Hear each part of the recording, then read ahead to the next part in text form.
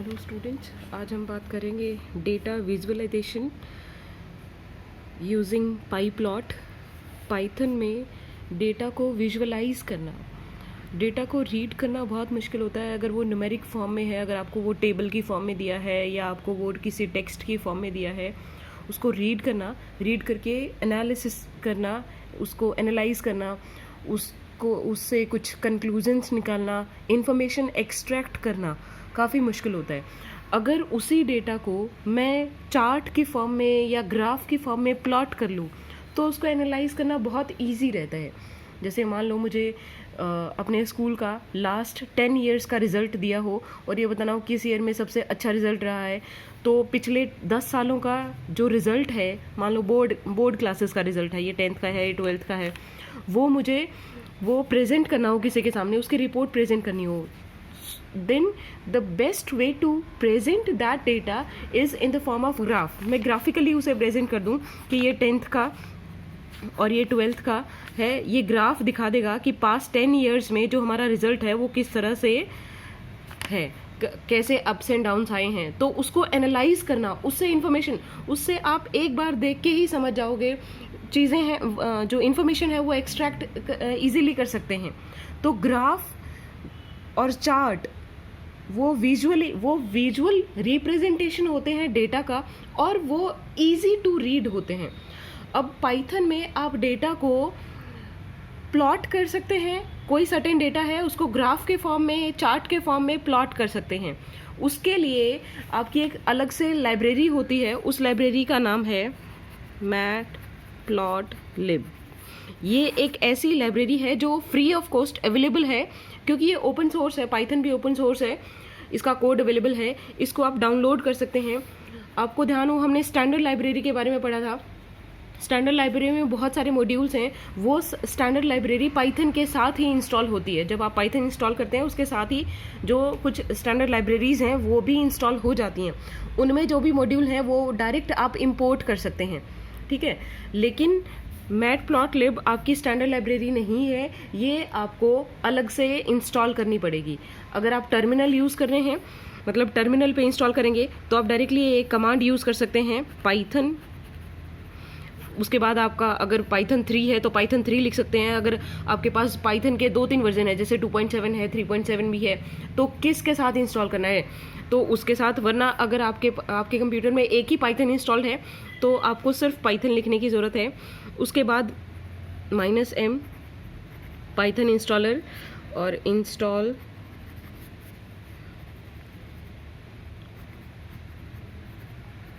ये कमांड आप रन करेंगे टर्मिनल पे, तो ये आपका मैटप्लॉटलिब लाइब्रेरी है, ये इंस्टॉल हो जाएगी। ये लाइब्रेरी है, इसके अंदर बहुत सारे मॉड्यूल्स हैं, या सब लाइब्रेरीज भी हो सकती हैं। तो इस लाइब्रेरी के अंदर बहुत सारे मॉड्यूल्स हैं और हम उनमें से ही एक मॉड्यूल पे काम करेंगे। वो मॉड्यूल जिस पे हम काम करेंगे वो मैटप्लॉटलिब लाइब्रेरी का पाईप्लॉट मॉड्यूल है। हम पाईप्लॉट मॉड्यूल पे काम करेंगे। इस मॉड्यूल के अंदर बहुत सारे फंक्शंस हैं, हम उन फंक्शंस को यूज़ करेंगे, ठीक है। तो एक बार हमने इंस्टॉल कर लिया, उसके बाद हम ये लाइब्रेरी इंपोर्ट करेंगे। हमें पूरी लाइब्रेरी इंपोर्ट नहीं करनी है, हमें इस लाइब्रेरी का ये मॉड्यूल इंपोर्ट करना है। तो हम कैसे करेंगे,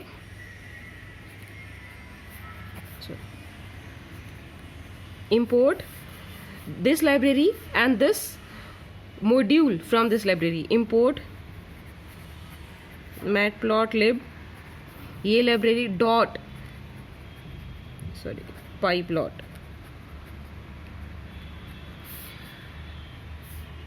इंपोर्ट, एक बार आपने इंस्टॉल कर लिया तो आप उसको इंपोर्ट कर सकते हैं। Import this module from this library, ठीक है। और डॉट एक्सटेंशन आपको ध्यान हो, जब हमने यूजर डिफाइंड लाइब्रेरी बनाई थी, खुद की लाइब्रेरी, तो उसमें भी हम बहुत सारे मॉड्यूल्स थे। आपको ध्यान हो, हमने किया था जो यूज़र डिफाइन लाइब्रेरी हमने बनाई थी जिसके अंदर बहुत सारी मॉड्यूल्स थे। तो हमें कोई पर्टिकुलर मॉड्यूल, अगर मान लो मुझे यही मॉड्यूल चाहिए, तो ये लाइब्रेरी का नाम डॉट, इसके अंदर ये मॉड्यूल का नाम डॉट, ये मॉड्यूल का नाम, इस तरह से आप वो इंपोर्ट करते हैं। तो मुझे इस लाइब्रेरी में बहुत सारे मॉड्यूल होंगे, मुझे ये मॉड्यूल है, यही चाहिए, तो मैं लाइब्रेरी डॉट दिस मॉड्यूल, इसको मैंने इंपोर्ट कर लिया। अब मैं, आपको ध्यान हो, जब हमने जैसे मैथ मॉड्यूल बहुत बार इंपोर्ट किया है, रैंडम मॉड्यूल इंपोर्ट किया है। तो जब भी उस मॉड्यूल का कोई फंक्शन हमें यूज़ करना होता है तो हम डॉट एक्सटेंशन लगाते हैं। मान लो इसका कोई फंक्शन हमें यूज़ करना है, कोई XYZ फंक्शन है, तो कैसे यूज़ करेंगे, मैटप्लॉटलिब डॉट pyplot, मान लो फंक्शन कोई XYZ है इस तरह से। तो ये पूरा आपको बार बार ना लिखना पड़े, ये पूरा सिर्फ फंक्शन का नाम लिखो। तो वो अगर एक ही फंक्शन आपको बार बार यूज़ करना है तो आप उसको भी इंपोर्ट स्टेटमेंट हम दो तरह से यूज़ करते हैं, हम बात कर चुके हैं इसके बारे में। चाहे तो वो फंक्शन इंपोर्ट कर लो, उसके बाद आपको बार बार ये नहीं यूज़ करना पड़ेगा। या इसको आप शॉर्ट फॉर्म में ले सकते हैं एज p। मान लो मैं ऐसे कर दूँ तो ये इसका शॉर्ट फॉर्म, इसका अलाइस या इसका निकनेम हो जाएगा p। इसके बाद मैं इसके बजाय ऐसे कर सकती हूँ p.xyz।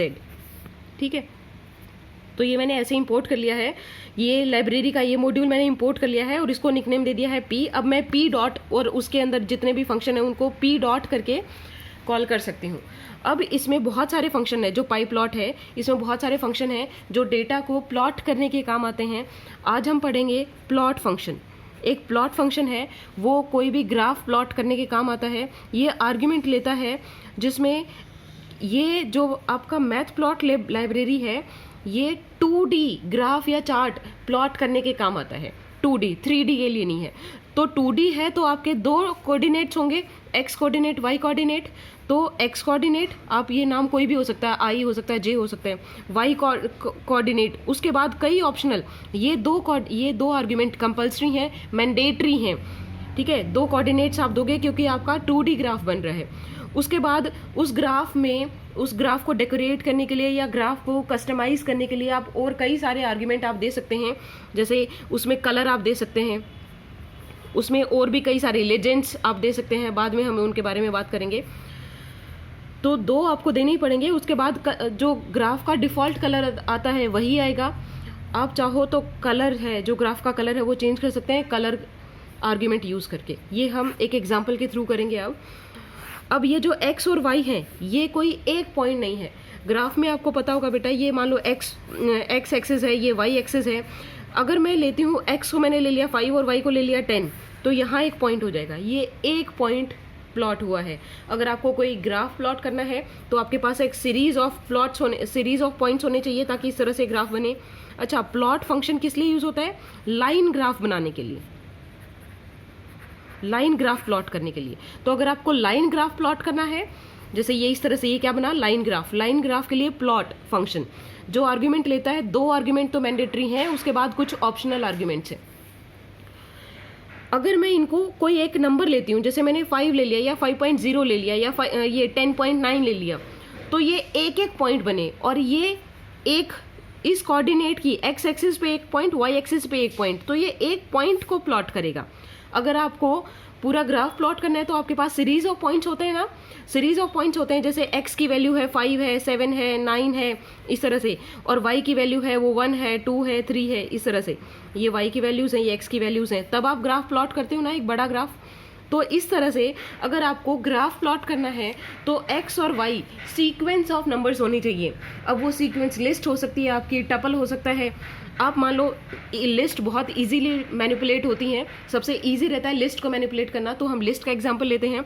मान लो x मैंने एक लिस्ट ले ली है जिसमें 1 ले लिया, 5 ले लिया, 10 ले लिया और 20 ले लिया। ठीक है, फिर मैंने y ले लिया, 1 लिया है, 2, 3 और 4। दोनों का साइज हमेशा सेम होना चाहिए।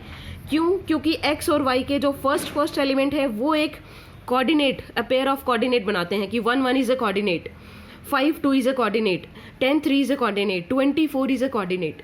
तो x और y जो दोनों आपने सीक्वेंस ली हैं, चाहे दोनों लिस्ट लो चाहे दोनों टपल लो, उनका साइज इक्वल होना चाहिए। ये हमारे पास दो कोऑर्डिनेट्स की लिस्ट हो गई है। अब मैं प्लॉट कर सकती हूँ। अब इसका एग्जाम्पल हम करके देखते हैं कि अगर आप प्रोग्राम बनाओगे, ट्राई करना, प्रोग्राम बनाओगे तो किस तरह से बनेगा। सबसे पहले आप इंपोर्ट करोगे। आपने इंस्टॉल कर लिया है, बार बार इंस्टॉल नहीं करते, एक बार आपने इंस्टॉल कर लिया तो वो इंस्टॉल्ड है। इंपोर्ट मैटप्लॉटलिब और इसका pyplot function module as p इसलिए ले लिया क्योंकि ये बार बार मुझे ये पूरा ना लिखना पड़े। उसके बाद पी डॉट प्लॉट फंक्शन है लाइन ग्राफ बनाने के लिए, जिसमें मैंने x ले लिया। उससे पहले मुझे x और y लेना चाहिए था। x मान लो मैंने लिया है 1, 5, 10, 20, ठीक है, ये लिस्ट ले ली। y इक्वल टू 1, 2, 3, 4, आपकी मर्जी है, आप स्टैटिक वैल्यूज़ ले सकते हैं, आप यूज़र से एंटर करवा सकते हैं, आप लूप चला सकते हैं। अच्छा, ये एक्स वाई की वैल्यू किस तरह से आप लेना चाहते हैं, that depends on you. P dot plot, plot function है मैट प्लॉट ले, जो पाई प्लॉट आपका मॉड्यूल है, उस मॉड्यूल के अंदर प्लॉट एक फंक्शन है जो लाइन ग्राफ प्लॉट करने के काम आता है। अब ये फंक्शन है, मैंने इसको एज पी इंपोर्ट कर लिया है, तो पी डॉट प्लॉट, ठीक है, उसमें 2 आर्ग्यूमेंट मैंडेटरी होती हैं, एक्स और वाई। अब ये क्या करेगा, ये ग्राफ प्लॉट कर देगा, लेकिन आपको आउटपुट में ग्राफ नहीं दिखेगा। अगर आपको ग्राफ डिस्प्ले करवाना है, डिस्प्ले भी करवाना है, तो उसके लिए पी डॉट शो फंक्शन है, शो। प्लॉट फंक्शन में, प्लॉट मॉड्यूल में ही एक फंक्शन है शो, जो कि जो भी आपने प्लॉट किया है, चाहे वो लाइन ग्राफ है, चाहे वो पाई चार्ट है, चाहे वो बार चार्ट है, कुछ भी आपने प्लॉट किया है, उसको शो करने के लिए शो फंक्शन है आपके पास। तो आप जैसे ही शो करोगे, तो जो भी आपने प्लॉट किया है इससे पहले, वो आपको एक अलग से विंडो आएगी, पॉपअप हो जाएगी। ये आपका कंप्यूटर स्क्रीन है, इस पर अलग से एक विंडो पॉपअप होगी और वो उस पर दिखेगा, आपको प्लॉट दिखेगा। उसके बाद कुछ और फंक्शंस होते हैं। अगर मान लो आपको लेबल देना है, जैसे आपका 2D ग्राफ है, तो इस तरह से ये x एक्सिस है, ये y एक्सिस है, तो x एक्सिस पे अलग लेबल, जैसे मान लो आपको आपका वेलोसिटी का या स्पीड का ग्राफ बनाना है, तो आपको ये टाइम और डिस्टेंस इस तरह से यहाँ लिखना है। तो ये डिस्टेंस और टाइम आपने क्या दिए हैं, x एक्सिस का लेबल आपने ये दे दिया, y एक्सिस का लेबल आपने ये दे दिया। तो आप लेबल्स डिफाइन कर सकते हैं x एक्सिस और y एक्सिस के। उसके लिए फंक्शन होता है x label, x label, p dot y label. उसके अंदर आपको कोई स्ट्रिंग देनी होती है, लेबल क्या है, मान लो मैंने दिया टाइम, तो x एक्सिस का जो लेबल है वो टाइम हो गया, y एक्सिस का लेबल है मान लो डिस्टेंस, ठीक है। उसके बाद एक और फंक्शन होता है, वो होता है टाइटल, ठीक है। टाइटल, अगर आपने 10th में या उससे पहले कभी ग्राफ पढ़े हैं, आपने MS वर्ड में भी ग्राफ पढ़े होंगे, एक्सेल में भी ग्राफ पढ़े होंगे। एक्सेल में ग्राफ प्लॉट होते हैं, डेटा, एक्सेल में आपने डेटा डाल लिया और उसका ग्राफ प्लॉट किया है, तो आपने देखा होगा हमने ग्राफ के पार्ट्स पढ़े हैं कि ग्राफ के क्या कंपोनेंट्स होते हैं। एक्स एक्सिस है, वाई एक्सिस है, जेड एक्सिस अगर वो 3D ग्राफ है, ये चार्ट एरिया होता है, ये प्लॉट एरिया होता है जिसके अंदर प्लॉट होता है आपका ग्राफ, ये पूरा चार्ट एरिया होता है, इसमें टाइटल होता है, चार्ट का टाइटल होता है, सब टाइटल होता है, एक्सिस के टाइटल्स होते हैं या एक्सिस के लेबल जो हमने बात की है, लेजेंड्स होते हैं। लेजेंड क्या होते हैं, आपने देखा हो मल्टीपल ग्राफ अगर प्लॉटेड हैं, जैसे बार ग्राफ हैं, ये और ये, मान लो एक ये है, एक ये है, ये ब्लू कलर में है, ये ग्रीन कलर में है, ये ब्लू है, ये ग्रीन है, तो ब्लू कलर किसको शो कर रहा है, ग्रीन कलर किसको शो कर रहा है, वो जो यहाँ पे गाइडलाइंस दी होती हैं उनको लेजेंड्स बोलते हैं। तो ये सारे चार्ट के अंदर ये ग्राफ के कंपोनेंट्स होते हैं। तो ऐसे ही टाइटल भी, जो ग्राफ का टाइटल है वो भी ग्राफ का एक कंपोनेंट है। तो आप ग्राफ का अगर टाइटल असाइन करना चाहते हैं तो टाइटल भी असाइन कर सकते हैं। उसके लिए जो फंक्शन है वो होता है title, TITLE, P dot title, और यहाँ जो भी आप टाइटल दोगे, फर्स्ट ग्राफ, मान लो ये मैंने टाइटल दे दिया। अब सिर्फ इतना मैंने रन किया तो क्या होगा, पहले तो ये इस मॉड्यूल को, इस लाइब्रेरी के इस मॉड्यूल को इंपोर्ट कर लेगा एज P, और P dot plot, plot function है वो कॉल होगा। वो क्या करेगा, एक लाइन ग्राफ बनाएगा जिसमें ये कोऑर्डिनेट्स होंगे, x, ये कोऑर्डिनेट, एक पहला कोऑर्डिनेट होगा 1 1 5 2 10 3 24, इस तरह से कोऑर्डिनेट्स होंगे और उनको लाइन से ज्वाइन कर देगा इस तरह से। फिर एक्स एक्सिस का लेबल दे देगा टाइम, और वाई एक्सिस का लेबल हो जाएगा डिस्टेंस, और चार्ट का जो टाइटल है वो आपका हो जाएगा फर्स्ट ग्राफ। और उसके बाद शो किया आपने, शो, जब तक शो नहीं करोगे तब तक वो डिस्प्ले नहीं होगा आउटपुट में। आपने ये कर दिया तो वो आउटपुट में आपका डिस्प्ले होगा, एक अलग से विंडो पॉपअप होगी और उसके अंदर आपका ग्राफ शो हो जाएगा। तो ये एक बार आप पढ़ के देखना, उसमें डाउट हो। इसके अंदर और भी बहुत सारे फीचर्स हैं, अभी हम इसमें और कलर ऐड करेंगे। जो लाइन का टाइप है, जैसे ये, तो अभी मैंने लाइन का टाइप नहीं बताया, तो ये एक स्ट्रेट लाइन बनेगी, ठीक है, कॉन्टिन्यूस लाइन। मैं डॉटेड लाइन भी दे सकती हूँ इस तरह से, ये डैश्ड लाइन, डैश डॉट इस तरह की लाइन भी दे सकते हैं, या सिर्फ डॉटेड ग्राफ बना सकते हैं कि जितने भी कोऑर्डिनेट हैं उतने डॉट बना दिए, या उनकी जगह स्टार भी हो सकता है। ठीक है, तो ये अलग अलग उसमें आप कस्टमाइज कर सकते हैं, इसका कलर चेंज कर सकते हैं, जैसे डिफ़ॉल्ट कलर जो भी है उससे अलग कोई कलर बता सकते हैं कि ये मुझे ग्रीन कलर में चाहिए या येलो कलर में चाहिए। ठीक है, तो वो आप कस्टमाइजेशन कर सकते हैं। इतना आप पढ़ के देखना, हमने ये बेसिक किया है, इसमें अगर कोई प्रॉब्लम हो तो मुझे बताना। Thank you.